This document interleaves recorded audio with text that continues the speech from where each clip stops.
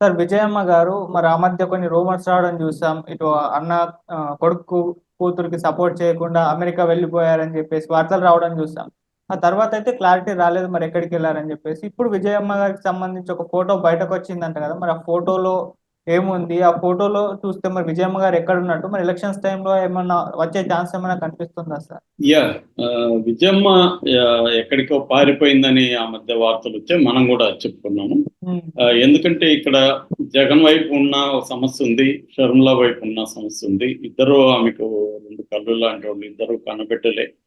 కాకపోతే ఇద్దరు ఇప్పుడు ప్రత్యర్థులు అయిపోయారు, ఎనిమిస్ లాగా బిహేవ్ చేస్తున్నారు. జగన్ అయితే ఇప్పటి వరకు షర్మిల పేరు ఎక్కడ చెప్పలేదు, కానీ ఇండైరెక్ట్ గా షర్మిల మీద ఆయన జగన్ కూడా సెటైర్లు వేస్తున్నాడు. ఆమెను కూడా చంద్రబాబు రంగంలోకి దించాడని చెప్తున్నారు. అట్లాగే వైసీపీకి సంబంధించిన చాలా మంది, రోజా కావచ్చు, కొడాల నాని కావచ్చు, రాంబాబు కావచ్చు, సజ్జలు కావచ్చు, ఇలాంటి వాళ్ళందరూ కూడా షర్మిలను డైరెక్ట్ గానే అటాక్ చేస్తున్నారు. ఈ క్రమంలో షర్మిల సునీత రంగంలోకి దిగి వివేకానంద రెడ్డి హత్య చేయించింది అవినాష్ రెడ్డి, అతన్ని కాపాడుతున్న జగన్. సో జగనే దీనికి బాధ్యుడు కాబట్టి జగన్ని ఓడించండి అని పిలిపిస్తూ వాళ్ళు రంగంలోకి దిగారు. ఈ క్రమంలో షర్మిల కానీ సునీత కానీ చంద్రబాబును కానీ పవన్ కళ్యాణ్ కానీ బీజేపీని కానీ పెద్దగా అటాక్ చేయట్లేదు, జగన్నే అటాక్ చేస్తున్నారు. ఇప్పటికి కూడా బీజేపీ అంటేనే ఆంధ్రాలో జగనే అని చెప్తున్నారు. నిజానికి బీజేపీ కూటమి ఎవరి కూటమి? అది బీజేపీ, తెలుగుదేశం అండ్ జనసేన కూటమిలో భాగం. పవన్ పవన్ కళ్యాణ్ అండ్ చంద్రబాబు ఇద్దరు కూడా ఎన్డీఏ కూటమిలో భాగం. సో జగన్ కి ఒకవేళ బీజేపీతో సంబంధాలు ఉంటే ఉండవచ్చు, కానీ వీళ్ళు డైరెక్ట్ గా ఉన్నారు, ఓపెన్ గా ఉన్నారు. వీళ్ళని కూడా విమర్శించాల్సిన అవసరం ఉంది. అట్లీస్ట్ నిజానికి వీళ్ళ మీద ఫోకస్ చేయాలి. ఎందుకంటే కాంగ్రెస్ కి దేశవ్యాప్తంగా బీజేపీ ప్రధాన శత్రువు. అటువంటి బీజేపీ ప్రధాన శత్రువుగా ఉన్న కూటమిని ఆమె అటాక్ చేయాలి. సరే, అధికారంలో ఉన్నాడు కాబట్టి జగన్ కూడా అటాక్ చేయడంలో తప్పులేదు, కానీ ఆమె జగన్ ను మాత్రమే అటాక్ చేస్తుంది. అంటే క్లియర్ గా జగన్ని టార్గెట్ చేస్తుంది. ఇట్లాంటి క్రమంలో ఒక తల్లిగా ఆమె ఎటువైపు ఉండాలి? ఆమె రాజకీయాల్లో లేదు. ఆమె కొంతవరకు రాజకీయాల్లో, తెలంగాణ రాజకీయాల్లో ఉన్నింది, అది కూడా యాక్టివ్గా లేదు. కూతురికి ఏమైనా ఇబ్బంది వచ్చినప్పుడే ఆమె రంగంలోకి వచ్చేది. అయితే ఆ మధ్య తెలంగాణలో వాళ్ళ పార్టీ ఈ విజయమ్మను కూడా సికింద్రాబాద్ నుంచో లేకపోతే ఖమ్మం నుంచో నిలబెట్టబోతుందని వార్తలు వచ్చాయి. ఆ రకంగా మళ్ళీ ఆమె ప్రత్యక్ష రాజకీయాల్లోకి వస్తుందని అనుకున్నాం. ఆ తర్వాత షర్మిల సడన్ గా తన పార్టీని తీసుకెళ్లి చిరంజీవి అప్పుడు ప్రజారాజ్యాన్ని కలిపేసినట్టుగా వెళ్ళి కాంగ్రెస్ లో కలిపేసి ఆంధ్రప్రదేశ్కి వెళ్ళిపోయింది. ఇప్పుడు విజయమ్మకి పెద్ద సంఘటన వచ్చిపోయింది. అంతకుముందేమో విజయమ్మకి అంత ఇబ్బందులు లేవు, ఎందుకంటే షర్మిల తెలంగాణలో కొడుకు అక్కడ ఉంది. సో ఇప్పుడు విజయమ్మకి ఉన్న ఇమేజ్ని, ఎందుకంటే ఎవరు ఉపయోగించుకోవాలనేది ఇప్పుడు పెద్ద ప్రశ్న. ఎందుకంటే రాజశేఖర రెడ్డి వారసత్వాన్ని షర్మిల ఇప్పుడు వచ్చి క్లెయిమ్ చేసుకోవడం మొదలుపెట్టింది. అంతకుముందు క్లెయిమ్ చేసుకోవాలి, ఇక్కడ రాజశేఖర రెడ్డి బిడ్డనేనని ఇక్కడ చెప్పుకుంటా ఉండింది. ఇక్కడ ఆమెకు ఎదురులేదు కాబట్టి రాజశేఖర రెడ్డి వారసురాలు ఆమె, ఏకైక ఆమె జగన్ కూడా వారసుడు, నేను కూడా వారసురాలని ఇక్కడ ఎప్పుడు చెప్పాల. రాజశేఖర రెడ్డి బిడ్డ అనే ఆమెను చెప్పుకుంటూ వచ్చింది. ఇప్పుడు కూడా అక్కడ చెప్పుకోవచ్చు, కానీ చెప్పుకుంటే కష్టం అక్కడ. ఎందుకంటే జగన్ ఆల్రెడీ రాజశేఖర రెడ్డి వారసుడుగా ముందుకెళ్తున్నాడు. ఇప్పుడు వచ్చి ఆమె క్లెయిమ్ చేసుకోవాలంటే ముందుగా అసలు జగన్ వారసుడు కాదని చెప్పాలి అక్కడ.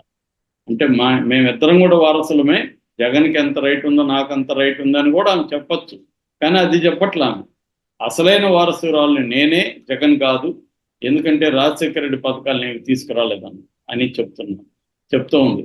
అది విచిత్రం కొద్దిగా. ఎందుకు విచిత్రం అంటే 10 ఏళ్ళుగా మరి రాజశేఖర రెడ్డి పోరాడిన ఆంధ్రప్రదేశ్ కోసం నువ్వెందుకు పట్టించుకోలేదు? ఆంధ్రప్రదేశ్ని 10 ఏళ్ళుగా అనేక రకాల అరాచకాలు జరుగుతున్నాయి.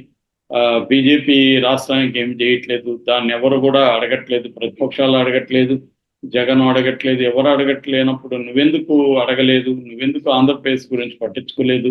పైగా నాకు సంబంధం లేదని తెలంగాణకు ఎందుకు వెళ్ళిపోయినావు అన్న ప్రశ్నలు వస్తున్నాయి. అందువల్ల ఇప్పుడు ఆమెకి ఆ క్లెయిమ్ కూడా తక్కే పరిస్థితి. అందుకని ఆమె ముందున్న మార్గం ఏంటంటే తల్లిని తీసుకురావడం, విజయమ్మను తీసుకురావడం ద్వారా కొంతమంది వైఎస్ఆర్ అభిమానులైన సీనియర్స్ కావచ్చు, ఆమె ఫ్యామిలీ దగ్గరకు ఉన్న వాళ్ళు కావచ్చు, వాళ్ళందరూ మళ్ళీ కాంగ్రెస్లో యాక్టివ్ అయ్యే అవకాశం ఉంది. ఆ రకంగా ఆమె అడిగినట్టుగా తెలుస్తుంది. అయితే జగన్ కూడా ఇదే ట్రై చేసినట్టుగా చెప్తున్నారు. జగన్ కూడా విజయమ్మని, అమ్మ నువ్వు నాకు అవసరం ఉంది, ఇప్పుడు ఆమెకు నువ్వు సపోర్ట్ చేసిన ఆమె సీఎం అయ్యేది లేదు, ఏమి లేదు, నువ్వు నాకు సపోర్ట్ చేస్తే నేను సీఎం అయ్యే అవకాశాలు ఉన్నాయి, కాబట్టి నీకు ఏది ఇంపార్టెంట్ అనేది జగన్ కూడా చెప్పినట్టుగా చెప్తున్నారు. సో అందుకని జగన్ ఇడుపులపాయకి వెళ్ళి తన అభ్యర్థుల లిస్టును ప్రకటించినప్పుడు ఏం కూడా వెళ్ళింది, జగన్ని కోసం ప్రేయర్ చేసింది, జగన్ హక్ చేసుకుని జగన్కి ముద్దు పెట్టింది. అదంతా కూడా వీడియోలు ఇవన్నీ కూడా బయటకు వచ్చాయి. ఆ తర్వాత షర్మిల మళ్ళీ సేమ్ పరిస్థితి వెళ్ళినప్పుడు ఈమె ఏడుస్తూ బైబిల్ పట్టుకొని ప్రేయర్ చేసే విజువల్స్ బయటకు వచ్చాయి. ఆమె షర్మిల హక్ చేసుకుని ఆమె ఆకాంక్షించింది. సో అంటే ఇప్పుడు ఏమైపోయిందంటే ఇటు షర్మిల గెలవాలి, జగన్ గెలవాలి అనేది విజయమ్మకున్న టార్గెట్. అదే ప్రేయర్ చేసి ఉండొచ్చు. అంటే జగన్ ఓడిపోయి షర్మిల రావాలనేది చేసి ఉండకపోవచ్చు. ఎందుకంటే వాళ్ళిద్దరేమి ఒకే నియోజకవర్గంలో పోటీ చేయట్లేదు.